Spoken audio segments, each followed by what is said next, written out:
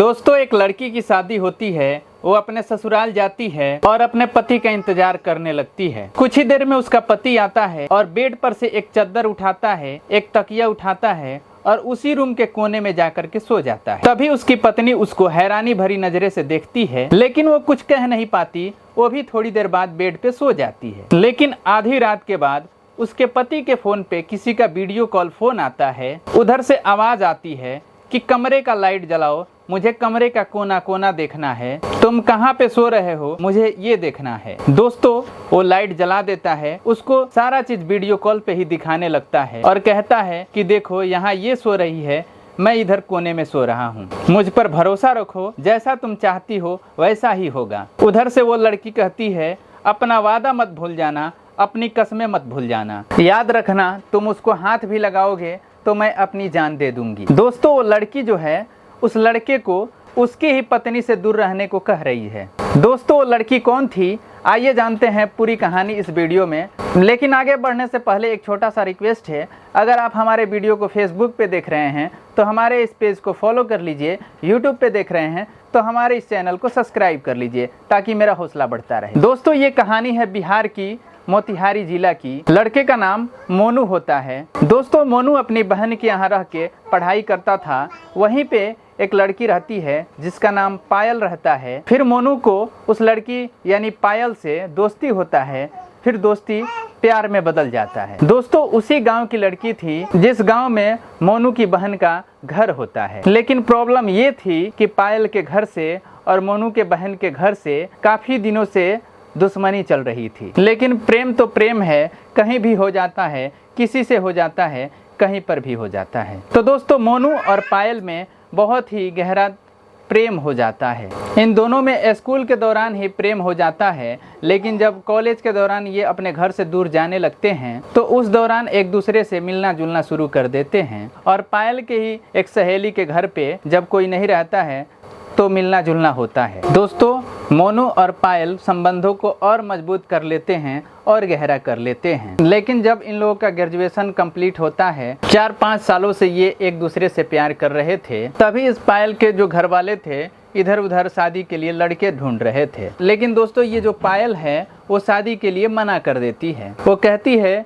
अभी मैं शादी नहीं करूँगी। लेकिन जब उस पर दबाव बनाया जाता है कि शादी तुम्हें करनी पड़ेगी, शादी की उम्र हो गई है, कहती है ठीक है, मेरी शादी मोनू से करवा दो, मैं कर लूँगी। अब दोस्तों, मोनू का जो नाम बीच में आता है तो हंगामा मच जाता है, बवाल हो जाता है। वो लोग कहते हैं ये तुम क्या कह रही हो, किसका नाम ले रही हो, हमारे दुश्मनों का वो रिश्तेदार है, उससे तुम्हारी शादी नहीं करवा सकते हैं, ये ज़िंदगी में कभी नहीं हो सकता है। दोस्तों, मोनू को भी बुलाया जाता है, उसकी बहन को भी बुलाया जाता है, उसके घर वालों को भी बुलाया जाता है। काफ़ी बातचीत होती है, लेकिन ये दोनों मानने को तैयार नहीं थे। तो ये दोनों कहते हैं कि शादी करेंगे तो हम दोनों ही करेंगे, हम दोनों एक दूसरे को हो चुके हैं। दोस्तों, उसके बाद धमकियों का दौर चालू होता है। इधर पायल के घर वाले कहते हैं अगर तुम्हें शादी करना है तो शादी कर लो और भूल जाओ कि तुम्हारे माँ बाप भी हैं, हम लोग घर छोड़ देंगे, यहाँ पर नहीं रहेंगे। यही हाल मोनू का घर वाले का भी था। हालांकि वो लोग चाहते थे कि रिश्ता हो जाए, लेकिन दुश्मनी जो है उसके गांव में थी, उसके बहन के घर वालों से थी। शादी में इतनी सारी अड़चने थी। अंत में वो लोग सोचे कि और कहीं बवाल ना हो जाए, तो इसलिए मोनू की शादी एक उर्मिला नाम की लड़की से तय कर देते हैं।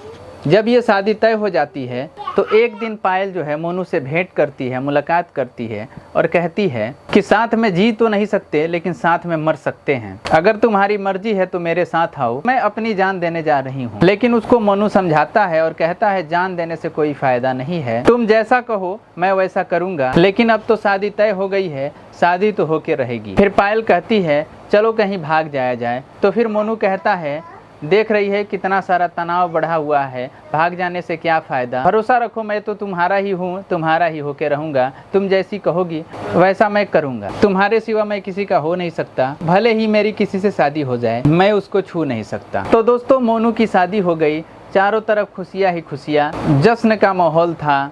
उर्मिला और मोनू का शादी हो जाती है। उर्मिला अपने कमरे में जाती है, दुल्हन के रूप में बैठी होती है, वो मोनू का इंतजार करने लगती है। दोस्तों, मोनू आता है और उससे कहता है माफ़ करना मैं बहुत थका हुआ हूँ, शादी में बहुत व्यस्त था, आज मैं तुमसे कुछ बातें नहीं कर पाऊंगा, मुझे एक चादर दे दो, एक पिलो दे दो, मैं जा करके उधर कोने में बिछा करके सो जाता हूँ। अब दोस्तों आपकी पत्नी 2-4 साल पुरानी हो और तब ये हरकत करो तो ना जाने कितनी गुस्सों की बौछार हो जाएगी, इसकी कल्पना भी नहीं कर सकते हो।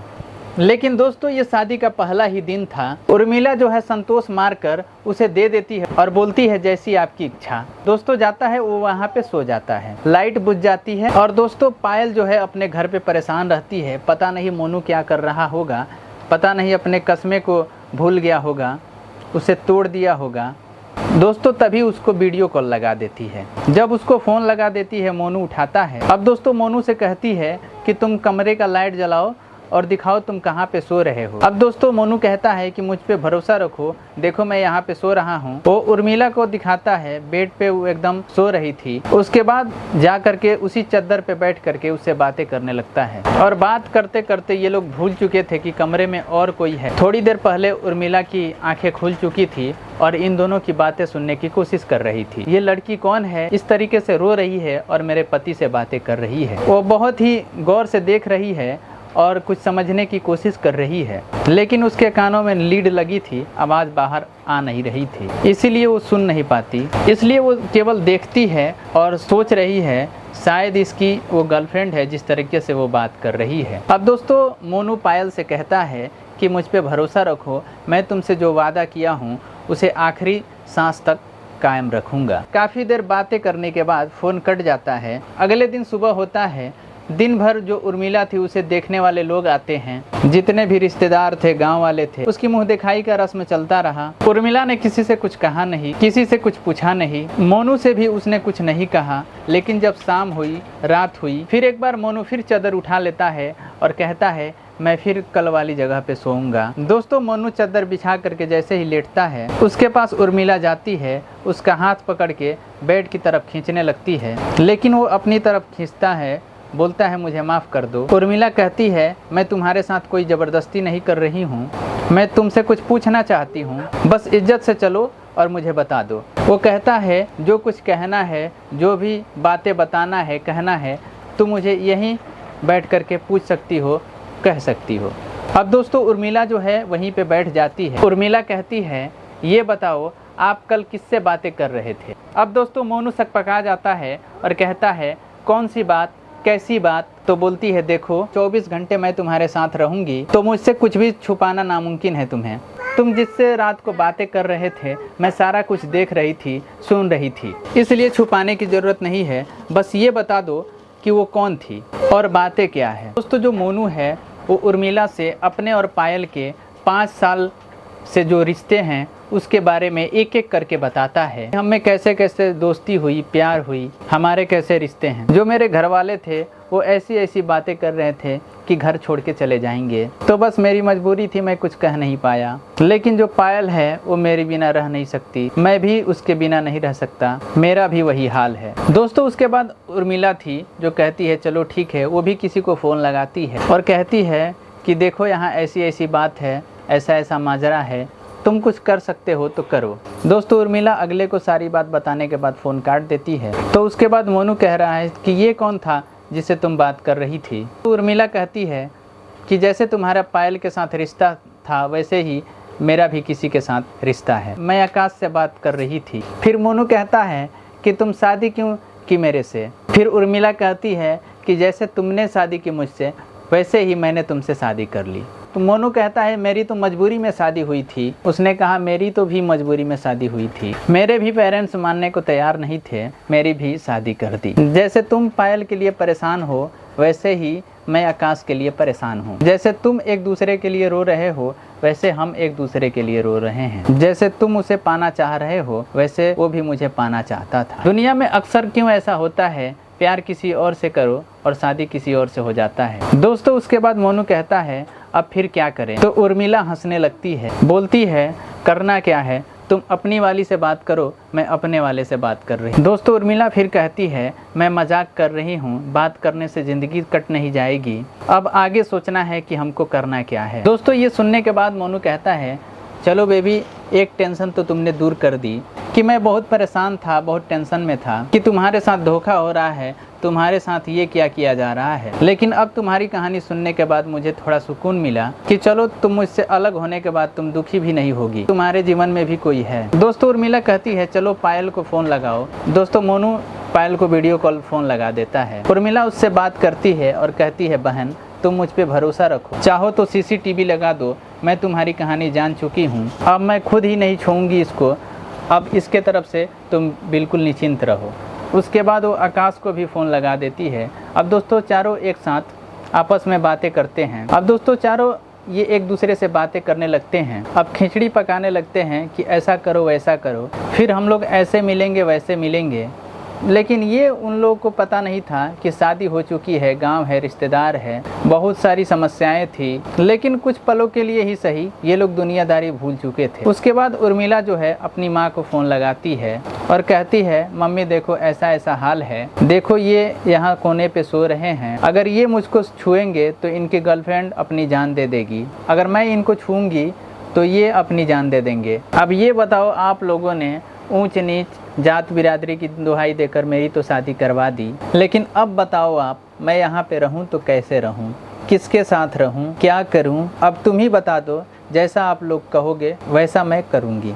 आप लोगों ने जैसे शादी करवा दिया वैसे ही ज़िंदगी बिताने को कहोगे वैसे मैं ज़िंदगी बिता दूँगी। दोस्तों उसके बाद उर्मिला की माँ हैरान रह जाती है, रोने लगती है। वो कहती है कि बेटा कल ही मैं आ रही हूँ तुम्हारे पास। इधर ये लोग सब लोग जान गए उनका जो दामाद है ऐसे फंसा हुआ है, तो उनको आकाश अब अच्छा लगने लगता है। उर्मिला के मम्मी पापा जो हैं आकाश को लेकर के मनु के घर आते हैं। सारे लोग बातें करते हैं कि अब क्या होगा। तो दोस्तों ये लोग फैसला करते हैं, आकाश के घर वाले, मनु के घर वाले और उर्मिला के घर वाले, चलो बच्चों की ज़िंदगी का सवाल है, चलो पायल के घर पे चलते हैं। अब ये लोग पायल के घर जाते हैं। अब उन लोगों को समझाने की कोशिश करते हैं कि बच्चों की ज़िंदगी का सवाल है, इन्हीं के लिए सब कुछ करना है। तो बुरी तरीके से वो लोग भड़क जाते हैं। तो वो लोग कहते हैं कुछ भी हो मैं अपनी बच्ची को उसके घर नहीं भेज सकता, मैं अपने रिश्तेदारों के दुश्मन के घर नहीं भेज सकता। दोस्तों वहीं पे मोनू के बहन भी खड़ी थी, उनके बहनोई भी थे, उसके सास ससुर भी थे उसके बहन के। उन लोगों ने बोला कि भाई तुम मेरे ही गांव के हो, इस तरीके से नहीं बोलो, हम तुमसे माफ़ी मांगते हैं।